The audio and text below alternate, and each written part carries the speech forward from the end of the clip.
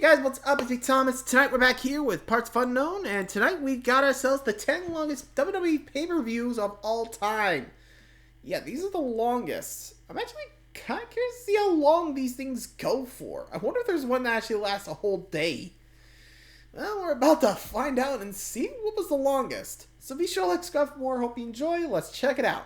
Some of you may not know this, but one of the biggest metrics in YouTube is watch hours. The actual time spent watching the content, like this fine YouTube video here. It's an important metric. However, WWE's mandate to make pay-per-views longer for the sake of increasing the amount of watch hours spent on the WWE network is worthy of a plague being placed upon their houses. If you ever wondered why WWE pay-per-views started becoming longer and longer and longer to a certain point, that would be why. And while we won't be counting them for this list here, most of these shows also feature an additional 2 hours of bullshit to sift through in the form of their pre-shows. And when you start getting into the territory north of 7 fucking hours, how dare you? I'm Tempest hailing from partsFUNknown, and these are the 10 longest WWE pay-per-views of all time. But before we get on with our list, make sure, of course, that you like this video, subscribe, and enable notifications to always on so you never miss a fun bit of wrestling content just like it. And watch every single list that we have on this channel. I bet if you put them all together, it probably doesn't equal the length of some of these shows. Number 10, Royal Rumble 2020, 4 hours, 6 minutes. If you're gonna have a self-indulgently long pay-per-view,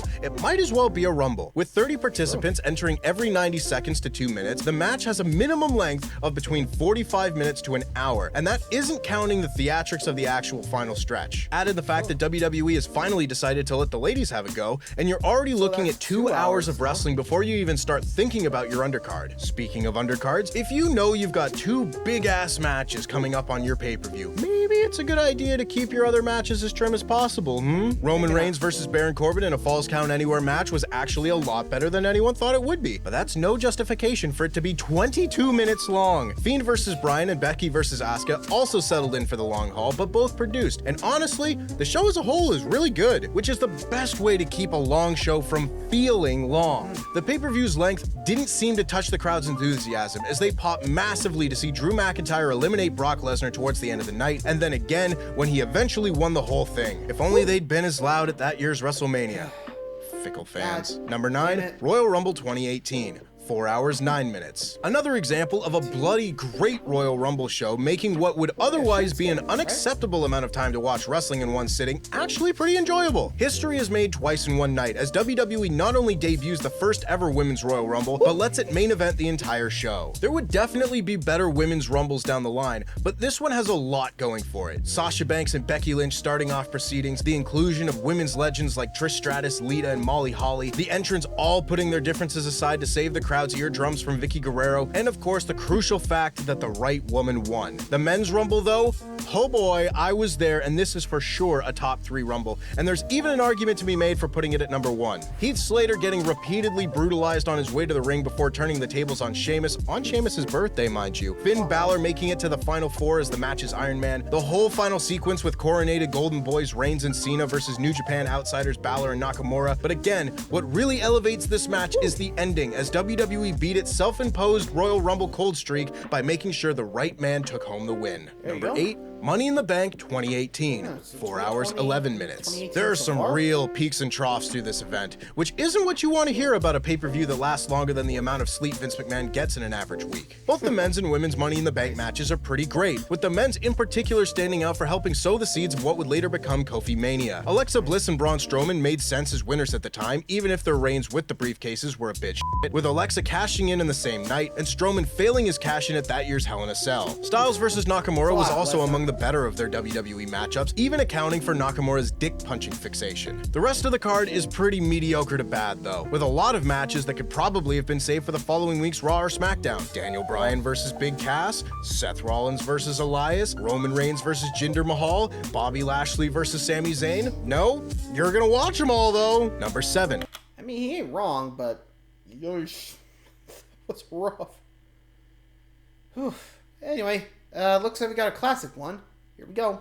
WrestleMania 20, 4 hours 30 minutes. The oldest event on our list by more than a decade, WrestleMania 20 just goes to show that tediously long pay-per-views are not necessarily a recent phenomenon. There's so much good stuff here. Jericho versus Christian, Eddie versus Angle, but there's a ton of padding too. The Playboy evening gown match is pretty much exactly what you would expect. The Tag Team Championship match is a who's who of who cares. Garrison Cade and Mark Jindrak, anyone? Remember that team? Because I don't remember that team. And Lesnar versus Goldberg, which could have been and was great under different circumstances, is 14 minutes of two men who've just handed in their notice, performing a masterclass in not being arsed. Like a lot of pay-per-views on this list, the length of this show is counteracted somewhat by the quality of the main event. A triple threat between Triple H, Shawn Michaels, and Chris Benoit, which is a legit 5-star banger. However, of course, due to reasons that should be fairly obvious, the payoff doesn't really stick the same landing that it did on a modern viewing. The show closes with a final shot which, while uplifting at the time and more than justified the event's length for contemporary viewers, today comes across as equal parts tragic and chilling. Number 6, Royal Rumble 2019, 4 hours 40 minutes. I'm starting to think that WWE should just stop putting other matches on the Royal Rumble card. Start with one, let R-Truth do a funny little rap about his own name, have the other one, and then get everybody out before the pub's shut.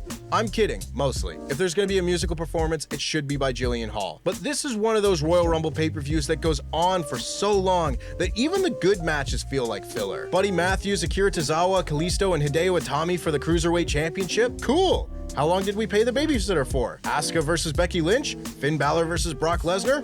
My favorites! Will this be done before I go into work tomorrow? The Rumbles for this year, however, do not quite make up for this insane runtime. The Women's Rumble had yet to hit its stride outside of the best choice being chosen to win, and the men's match just sort of happened. Honestly, I remember nothing about this match outside of Nia Jax being the most bizarre final entrant of a Royal Rumble ever. This was the end of a near 5-hour pay-per-view. Maybe those in charge just went as delirious as we all did having watched it. Number 5, WrestleMania 32, 4 hours 49 minutes. This may not be the longest pay-per-view on this list in terms of actual hours and minutes, but you'll be hard-pressed to find a wrestling show that feels longer. There are some good matches here. The Intercontinental Ladder match and the WWE Women's Championship match in particular stand out as a cut above the rest, but there are some baffling decisions on this card too. Lesnar versus Ambrose is a huge letdown, and for some reason they have Rock come out and vamp with the Wyatt family for like a really long time, even though the show is already 4 hours long at that point. And look, I know it's Adam's favorite WrestleMania main event of all time, but I'm going to have to put my foot down. Triple H versus Roman Reigns is painful to watch. It feels like a mad wrestling scientist spent his entire life trying to genetically engineer the least interesting match ever. It has everything: an over-the-hill legend versus an over-pushed babyface, an exhausted crowd who are starting to wonder if the whole event is some kind of psychological experiment, a predictable finish, and about 15 more minutes than it needed to be. Honestly, it's so bad that after a certain point, you almost have to appreciate the sheer balls of WWE for making you sit through it. Almost. Number 4, the Greatest Royal Rumble, 4 hours 58 minutes. In the words of Nelson Muntz, I can think of 2 things wrong with that title. WWE's first foray into the land of massive human rights violations and honey was definitely not great, and it was barely a rumble. The only things on the line were an ugly green belt that looked like it was designed by and for supervillains, and a trophy that looked less structurally sound than the World Cup Stadium. Adding insult to injury was the fact that, to prove this was indeed the greatest Royal Rumble ever, WWE expanded the number of entrants to 50 instead of the usual 30, presumably based on the logic that, as this list is sure to prove, bigger number equals more good. Again, lads, if you're gonna have an 80-minute long Rumble, maybe don't have 9 other bastard matches. Did AJ Styles and Shinsuke Nakamura really need another underwhelming match with a pointless ending in their Best of Who Gives a Shit series? Was it absolutely vital that we see Jeff Hardy miss Jinder Mahal with a whisper in the wind and then have Mahal sell it anyway?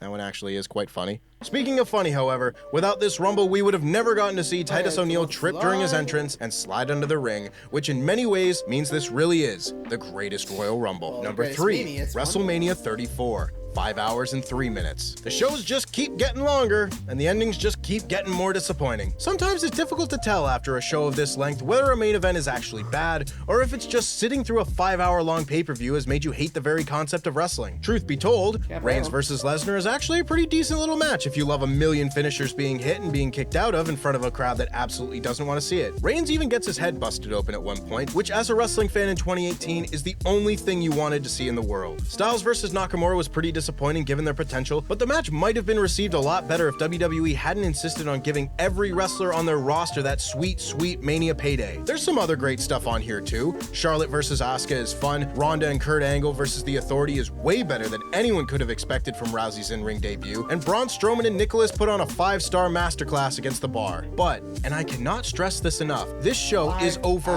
5 hours long, and that doesn't include the pre-show. If you were watching this in the UK, that means you didn't go to bed until 6 a.m. Number 2, WrestleMania 33, 5 hours and 5 minutes. No wonder Undertaker suffered his second ever WrestleMania defeat at WrestleMania 33. He was probably knackered after standing around for 5 hours waiting for his match to start. Undertaker's getting up there, man. He can't be staying up murdering people until 1 a.m. anymore. And murder people he certainly did not, putting on the type of performance that only serves to remind you that the people you grew up admiring are also subject to the laws of entropy. It probably wouldn't have been too bad if Taker had kept his promise and stayed retired after the match, but John Cena and the Saudi royal family had other ideas, so here we are. Sadman Crothers wasn't the only one whose match suffered from being put on past his bedtime. Randy Orton and Bray Wyatt had a weird spooky bollocks match that looked like it was produced by Spirit Halloween, and John Cena, no bullshit, proposed to Nikki Bella, which doesn't feel quite like the WrestleMania moment it was supposed to be, considering how their relationship worked out. There are some great moments here, like Shane McMahon carrying AJ Styles to Match of the Night, and the Hardys making one of the greatest returns in WWE history, but this era of WrestleMania just cannot be watched back in one sitting. And number 1,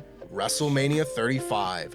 5 hours and 20 minutes. Humans weren't built to do anything for an uninterrupted 5 hours and 20 minutes straight, except sleep and argue with strangers on the internet. Make sure to leave a comment below. If you watched Infinity War and Endgame back to back, it would only take 10 minutes longer than it would take to watch WrestleMania 35, and that's with credits. And not including the pre-show. The worst thing about this show is that it actually isn't that bad. It just takes forever. Sometimes I wake up in the middle of the night and I worry that it's still going on. Sure, there are some stinkers on this show, like Samoa Joe defending his United States title against Rey Mysterio in a 1-minute match, or Kurt Angle being retired by... Sorry, it says here Baron Corbin, but surely that can't be right. Either way, Seth Rollins versus Brock Lesnar is a hot opener where the right man won, and Kofi versus Bryan is a great match that leads to an all-time great WrestleMania moment in the heartwarming climax to Kofi Mania. The women's triple threat underdelivers a little, and the ending is a bit of a mess, but what really lets it down is that it's being performed in front of an audience that's genuinely begun to wonder if they'll have to start getting their mail delivered to the arena. Historic, glass-shattering main event, is it, ladies? That sounds nice, but a couple of quick questions before we start. Have I died, and is this purgatory? And that's our list. Which wrestler... Oh, man, that one longer, so long, I forgot to pause in some of those things. See those lengths, I think I got, sorry, that was just, tiring. And honestly, 35 really made, them realize, oh, shoot, yeah, we better split up the cards, just go, 1 night, 2 nights, we'll go that. Yikes. You know you got a problem with time when you have to split up the pay-per-view. Your main event, yikes. That's bad. Just bad. Anyway, let me know if you know any longer ones, or at least if you remember any of these. I remember, seeing most of them, and, oh, come on. So, until now, thanks for watching, everybody. Till next time, good night.